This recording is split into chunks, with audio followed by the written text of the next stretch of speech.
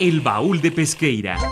Un espacio que enriquece diversos acontecimientos históricos a través de la sonoridad de la radio. Esta es una producción del Departamento de Historia y Antropología en coordinación con Radio Universidad.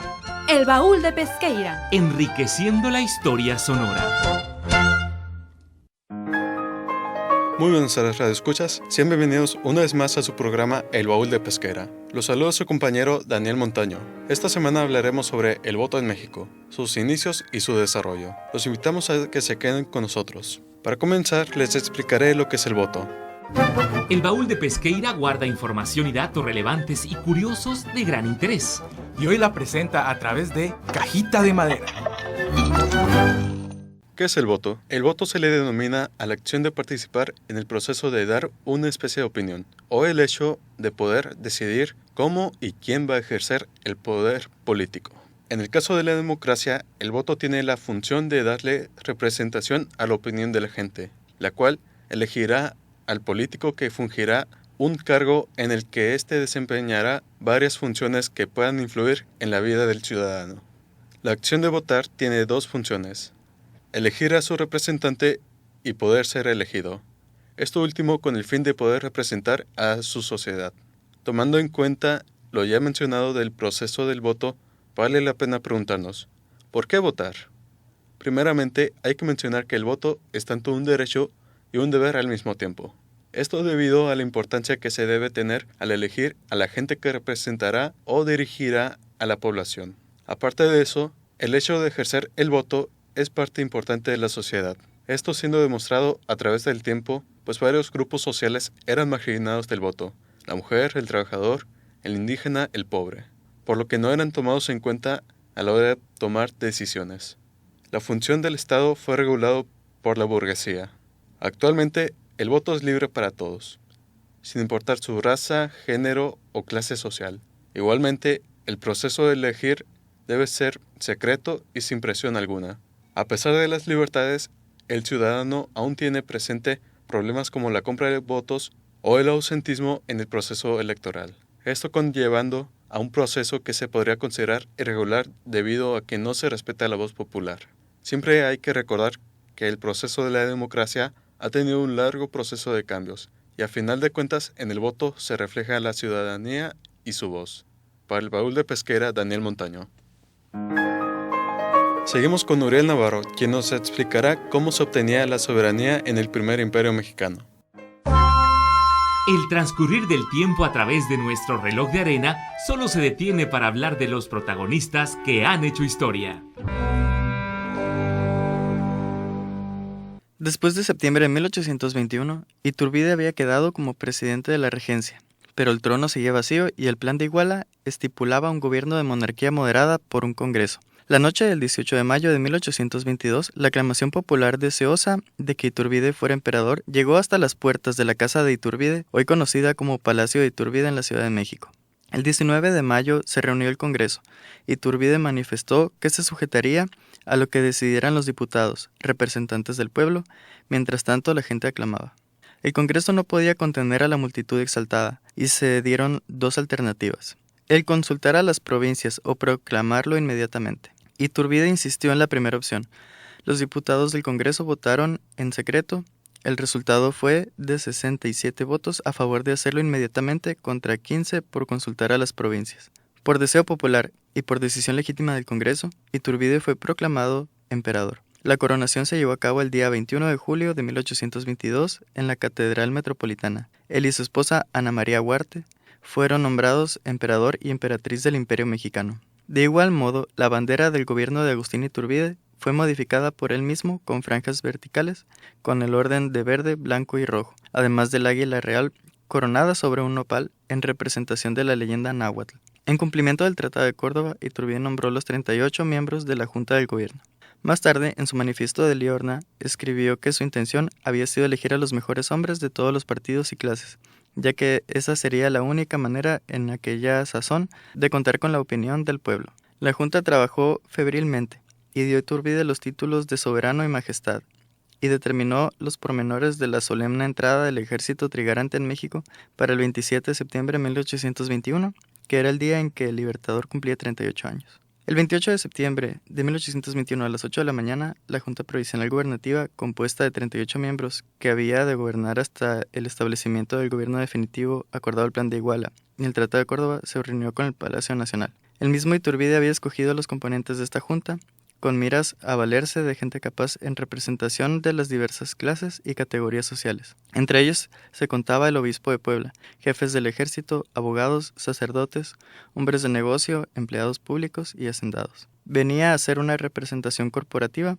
y desde el punto de vista de un gobernante estaba bien hecha la selección, pero no lo estaba desde el punto de vista de un político porque no incluía a la mayoría trabajadora. Después de un breve discurso de Iturbide, todos se dirigieron a la catedral para jurar el Plan de Iguala y el Tratado de Córdoba, y luego tuvieron una corta sesión en la que se eligió Iturbide como presidente de la Junta Gubernativa. Por la noche, a las 8, volvió a reunirse la Junta Gubernativa y declaró solemnemente, por medio de la Junta Suprema del Imperio, que la Nueva España, México, es una nación soberana e independiente de la Vieja España, con lo cual no tendrá en lo futuro ninguna unión fuera de los lazos de estrecha amistad, según se previene en el Tratado de Córdoba. Esta declaración de independencia proclamaba el fin de la dominación de España en México.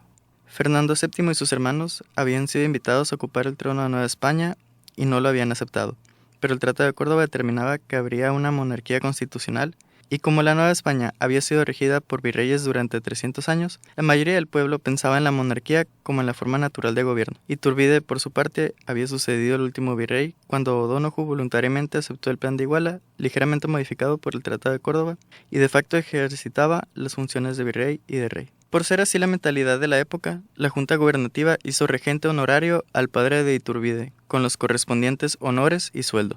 Todavía presa del primer desbordante entusiasmo por el Imperio Mexicano y por el bizarro libertador, votaron a su favor el regalo de un gran terreno de la nación, en Texas, de unas 20 leguas cuadradas y 1 millón de pesos. Pero Iturbide no quiso aceptar ninguna de estas muestras de afecto.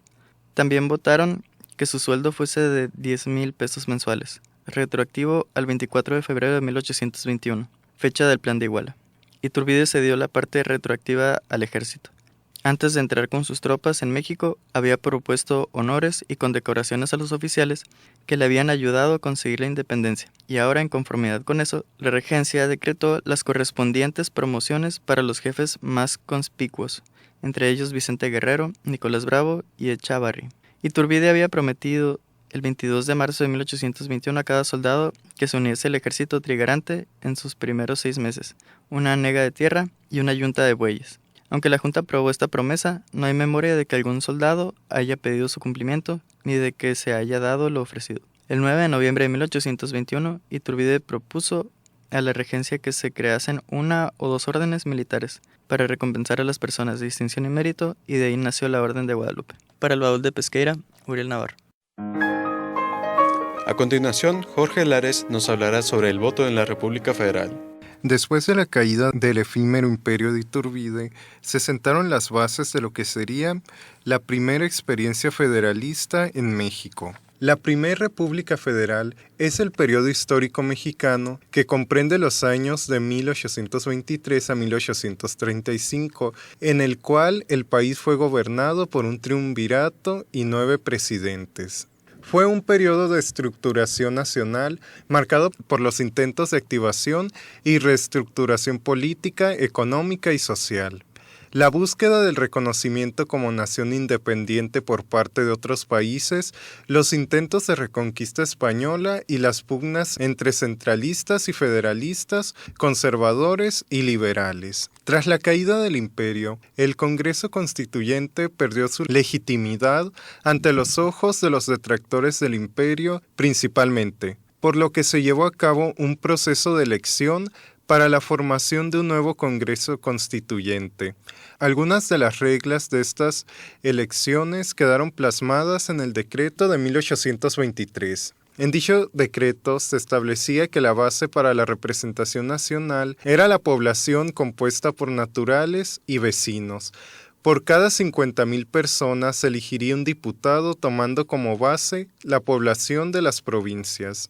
Si la provincia contaba con más de 50,000 habitantes, se tomaría una fracción que llegaría a la mitad de esos 50,000 para elegir a otro diputado, y si la provincia no contaba con 50.000 habitantes, se elegiría igualmente a un diputado. Las provincias eran California Alta, California Baja, Coahuila, Durango, Guanajuato, Guadalajara, León, México, Nuevo México, Michoacán, Oaxaca, Puebla, Querétaro, San Luis Potosí, Santander, Sinaloa, Sonora, Tabasco, Texas, Tlaxcala, Veracruz, Yucatán y Zacatecas.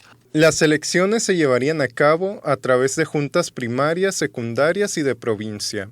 En las primarias participarían los ciudadanos en el ejercicio de derecho mayores de 18 años, avecindados y residentes en el territorio del respectivo ayuntamiento. Tenían derecho a votar los hombres libres nacidos en territorio mexicano, avecindados en él y que obtuvieran su carta de ciudadano, mientras que no tenían derecho al voto las personas que hubieran recibido penas aflictivas o infamantes por incapacidad físico-moral, por deuda a fondos públicos, por no tener empleo, oficio o modo de vivir conocido, por hallarse procesado criminalmente o por ser sirviente doméstico.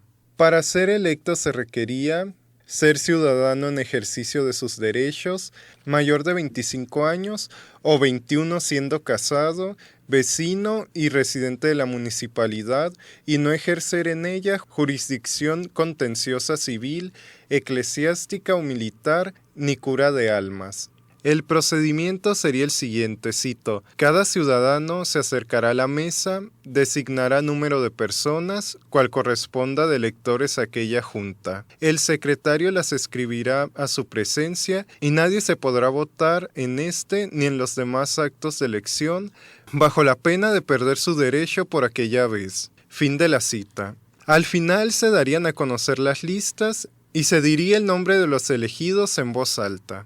Las personas elegidas en las elecciones primarias votarían en las elecciones secundarias para elegir a los representantes y estos elegirían a los representantes que votarían en las juntas de provincia, las cuales elegirían a los diputados. Por cada 20 electores primarios se elegiría un secundario. Los electores primarios nombrarían a los secundarios por escrutinio secreto mediante cédulas. El elegido sería aquel que reuniera la mitad de los votos, y estos participarían en las elecciones de provincia y elegirían a los diputados. Para ser diputado se necesitaba ser ciudadano en el ejercicio de sus derechos, mayor de 25 años, nacido en la provincia o avecindado en ella por residencia de 7 años, bien sea del estado seglar o del eclesiástico secular, de la Junta o de fuera de ella. Una vez establecido el Congreso Constituyente y plasmada la Constitución de 1824, de acuerdo a ideales federalistas, el texto dejó a juicio de cada estado de la Federación las normas para regular las elecciones, tanto las prácticas y criterios que debían cumplir los votantes. En su artículo 9 constitucional establece, cito: las cualidades de los electores se prescribirán constitucionalmente por las legislaturas de los estados, a las que también procede reglamentar las elecciones, conforme a los principios que se establecen en esta Constitución. Fin de la cita. No obstante lo anterior, existían algunos criterios generales como que la elección era de forma indirecta y la elección se basaría en una proporción de un diputado por cada 80.000 habitantes o por una fracción que pasara de 40.000 o el estado que no contara con dicha población elegiría igual a un diputado. Las características para ser diputado consistían en tener un mínimo de 25 años, tener 2 años de residencia en el estado correspondiente o haber nacido en él. En caso de no haber nacido en el territorio nacional, la persona debía tener una residencia de 8 años y contar con una empresa o industria que le proporcionara 1,000 pesos cada año o tener una cantidad de 8,000 pesos en bienes raíces en cualquier parte del país. No podían ser diputados aquellas personas que estuvieran privadas de la libertad o aquellas personas que contaran con un puesto de representación política. Por lo demás, cito, presidentes, vicepresidentes, senadores y altos magistrados eran elegidos por las legislaturas estatales con la intervención del Congreso Federal. Fin de la cita. Para el Baúl de Pesqueira, Jorge Alfonso Lares Miranda. Ahora Víctor Cervantes nos hablará acerca de las elecciones en el Porfiriato. Elecciones en el Porfiriato. Entre 1876 y 1911, el país tuvo una intensa vida electoral. Las elecciones eran necesarias para legitimar el sistema político y para medir fuerzas, como se decía en ese entonces. Cuando Díaz llegó al poder, el grupo que lo apoyó en el plan de Tuxtepec se hizo con el control de sus estados, al principio como gobernadores de facto, legitimándose después a través de las elecciones. Las elecciones entonces servían para que hubiera una relación armoniosa entre los distintos grupos políticos que existían en el país, todos porfiristas, pero con diferencias entre ellos. Se enfrentaban por el control de sus regiones. Dichas elecciones eran realizadas a través de un método indirecto en donde los ciudadanos votaban por un elector que a su vez votaba por quien debía ocupar el cargo político. Don Porfirio influía en las decisiones políticas, pero reconocía que debía otorgar un margen de autonomía a las élites regionales para contar con el apoyo de ellos, al mismo tiempo que fungía como árbitro para evitar conflictos entre estos grupos, aunque también tuvo que recurrir a las alianzas para sostenerse en el poder. El 12 de febrero de 1877 fueron realizadas las elecciones extraordinarias para que Díaz fuera el presidente legítimo de México. Sin siquiera haber realizado una campaña política, contó con el apoyo de sus líderes regionales. Fueron arregladas las elecciones en los estados para garantizar el triunfo de don Porfirio. Cabe mencionar que la Constitución fue modificada varias veces para asegurar la reelección continua. Se utilizó el mismo mecanismo en 1880 para garantizar el triunfo de Manuel González. Un año antes se había realizado una reunión de gobernadores en la Ciudad de México a cambio de negociar el control de las legislaturas estatales. Se obtuvo la victoria prematura de González. En 1884 las negociaciones entre el centro y los estados permitieron el triunfo de Díaz y su reelección indefinida a partir de 1890. Para facilitar la realización de las elecciones surgieron los clubes políticos, organizaciones de adherentes a la candidatura porfirista que se formaban cada vez que había elecciones para luego disolverse. Los clubes políticos eran organizados por las élites de los estados, con la intención de organizar la siguiente campaña presidencial que mantuviera a don Porfirio en el poder. Hacían la propaganda, editaban folletos, organizaban mítines y al final llevaban a los votantes a las urnas. Esos clubes en realidad servían para impulsar a los líderes estatales. No era raro que los clubes se enfrentaran entre sí para conseguir el respaldo del centro e imponer a sus candidatos. Cierro cita.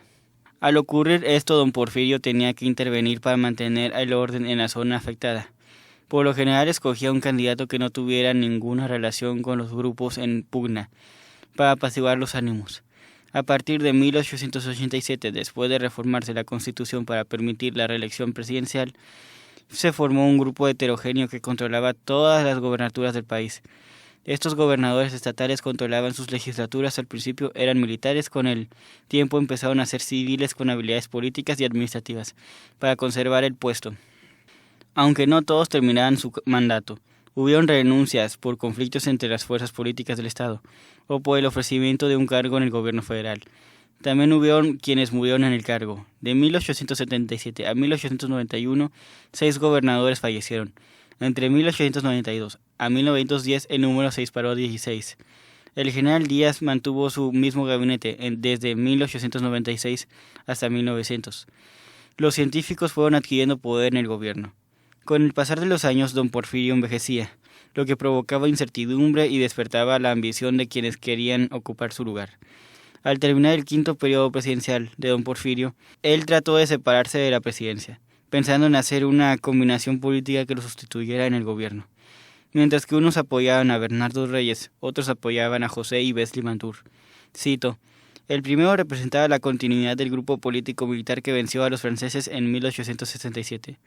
El segundo era parte de esa generación que desarrolló económicamente el país y lo llevó a vivir en una etapa de prosperidad no vista desde el virreinato. Cierro cita. Ambos grupos se creían con el derecho de suceder a don Porfirio en el poder. Esta situación puso en crisis el sistema político, Para evitar un baño de sangre, los científicos hicieron una nueva reforma constitucional en 1904, donde se restablecía la vicepresidencia de la República, haciendo que el cargo se le entregara a don Ramón Corral. Esto para asegurar la sucesión presidencial a favor de ellos. Con esto existió un mecanismo legal para solucionar la falta del viejo caudillo, aunque sea de una manera parcial. Porfirio Díaz se había convertido en una persona indispensable para evitar el desmoronamiento de un sistema cuyos miembros se enfrentaban constantemente por el poder. El general logró disciplinar a estos hombres, aunque para 1908 abrió la puerta para que estos grupos comenzaran a radicalizarse a falta de un auténtico mecanismo institucional que permitiera la rotación en el poder. Exacerbó las tensiones teniendo como fin la Revolución Mexicana en 1910, la destrucción del porfiriato y el surgimiento de un nuevo sistema político. Para el Baúl de Pesqueira, Víctor Cervantes. Seguimos con Ana García Vega, que nos hablará acerca del voto de la mujer. Para que las mujeres pudieran ejercer el voto y participar activamente en la política del país, era necesario que fueran consideradas como ciudadanas ante la ley, lo cual las luchadoras sociales por los derechos de las mujeres lograron, pero únicamente tras décadas de demanda y resistencia. El Estado moderno que México se planteaba daba el derecho al sufragio a los ciudadanos. En base a lo planteado por Ana María Tepichín Valle, la idea de ciudadanía se refiere a un conjunto de derechos y saberes, a un conjunto de derechos y deberes que tienen los individuos como miembros de una comunidad política. Así, ser ciudadano implica para cualquier persona el reconocimiento de su calidad de sujeto a través del ejercicio de un conjunto de derechos y el cumplimiento de deberes que comparte con todos los otros ciudadanos de un Estado o nación. La petición de las mujeres por la ciudadanía era evidente desde la segunda mitad del siglo XIX. Antes de la promulgación de la Constitución de 1857, en 1853, un grupo de mujeres zacatecanas plantearon ser reconocidas como ciudadanas. Sin embargo, la Ley Suprema no contempló dicha posibilidad y tampoco explicó con claridad lo que era un ciudadano mexicano. Durante el siglo XIX, las mujeres pedían la participación política constantemente. Por ejemplo, en 1879, durante la celebración del primer Congreso Obrero del Gran Círculo de Obreros Libres, grupos de mujeres promovieron la idea de que se les incluyera en los partidos de oposición a Porfirio Díaz y en los clubes liberales. No fue sino hasta enero de 1916 cuando se llevó a cabo en Mérida, Yucatán, el primer Congreso Feminista, el cual reunió a 615 mujeres de México. En este congreso se discutió sobre temas como la educación igualitaria y el sufragio femenino, lo cual bastó para que las ideas se convirtieran en una constante en las peticiones feministas. Según Enriqueta Tuñón, las participantes del congreso se dividieron en radicales y moderadas. Las primeras defendían el divorcio, la impartición de clases de fisiología a las mujeres y criticaban la influencia de la religión, mientras que las moderadas se concentraban únicamente en la educación subsidiada por el Estado y el sufragio a nivel municipal. Una de las participantes radicales de este congreso fue Hermila Galindo, secretaria de Venustiano Carranza, quien solicitó al Congreso Constituyente derechos políticos para las mujeres de la siguiente manera. Cito: «Es de estricta justicia que la mujer tenga el voto en las elecciones de las autoridades, porque si ella tiene obligaciones con el grupo social, razonable es que no carezca de derechos. Las leyes se aplican por igual a hombres y mujeres. La mujer paga contribuciones, la mujer, especialmente la independiente, ayuda a los gastos de la comunidad, obedece las disposiciones gubernativas y, por si acaso delinque, sufre las mismas penas que el hombre culpado. Así pues, para las obligaciones, la ley la considera igual que al hombre, solamente al tratarse de prerrogativas, la desconoce y no le concede ninguna de las que goce el varón». Frente a esto, el Congreso Constituyente se negó argumentando lo siguiente, cito: «En el estado en que se encuentra nuestra sociedad, la actividad de la mujer no ha salido del círculo del hogar doméstico, ni sus intereses se han desvinculado de los miembros masculinos de la familia. No ha llegado entre nosotros a romperse la unidad de la familia, como llega a suceder con el avance de la civilización. Las mujeres no sienten, pues, la necesidad de participar en los asuntos públicos, como le demuestra la falta de todo movimiento colectivo en ese sentido». Con esto podemos ver cómo a principios del siglo XX el papel de la mujer se relegaba estrictamente al ámbito privado y se le negaba la consolidación de su participación en la vida pública. Aunque la Constitución de 1917 negó a las mujeres los derechos políticos, sí concedió la igualdad en los derechos individuales y laborales. Sin embargo, estos fueron inicios de la ardua búsqueda de las mujeres a los derechos políticos como el sufragio, el cual no se obtendría sino hasta 36 años después. En 1937, Lázaro Cárdenas envió una iniciativa de reforma al artículo 34 de la Constitución que permitía votar a las mujeres. La iniciativa fue aprobada por ambas cámaras y por las legislaturas de los estados. Solo faltaba el cómputo y la declaratoria para su vigencia. Esta parte nunca se concluyó porque dentro del Partido Nacional Revolucionario se argumentó que el voto de las mujeres podría haberse influenciado por los curas. El 4 de diciembre de 1952, 3 días después de la toma de posición de Adolfo Ruiz Cortines, el Partido Acción Nacional solicitó concluir el trámite de la iniciativa presentada por Cárdenas en 1937. Pero el 9 de diciembre, el mismo presidente presentó su propia iniciativa de ley. Desde 1954, la mujer obtuvo el derecho al voto en todas las elecciones. Por esta razón, el 1 de octubre de 1953 se dio una modificación en la Constitución Política de los Estados Unidos para otorgar a las mujeres el pleno ejercicio de la ciudadanía. Anteriormente, el párrafo modificado planteaba lo siguiente: son ciudadanos de la República todos los que, teniendo la calidad de mexicanos, reúnan además los siguientes requisitos: haber cumplido 18 años, siendo casados o 21 si no lo son, y tener un modo honesto de vivir. El 24 de septiembre, el Senado de la República aprobó un proyecto en el que al artículo 34 se le adherían las palabras varón y mujer. Con esta reforma se otorgó a las mujeres el derecho a participar activamente en la política del país, no solo como electoras en las decisiones sociales, sino emitiendo el sufragio estatal y nacional, así como el derecho a ser candidatas en puestos de elección popular. Para el Baúl de Pesqueira, Ana García Vega. Esto ha sido todo por hoy. Gracias por acompañarnos un martes más en el Baúl de Pesquera, enriqueciendo la historia en Sonora. Los invitamos a sintonizarnos todos los martes a las 5:30 de la tarde por Radio Universidad. De parte del equipo del Baúl de Pesquera, se despide de ustedes Daniel Montaño. Hasta la próxima emisión. Que tengan una buena tarde. Por hoy, el Baúl de Pesqueira ha cerrado un programa más. Te invitamos a escuchar un encuentro entre el pasado y el presente de Sonora en la próxima emisión. Esta fue una producción del Departamento de Historia y Antropología en coordinación con Radio Universidad. El Baúl de Pesqueira. Enriqueciendo la historia sonora.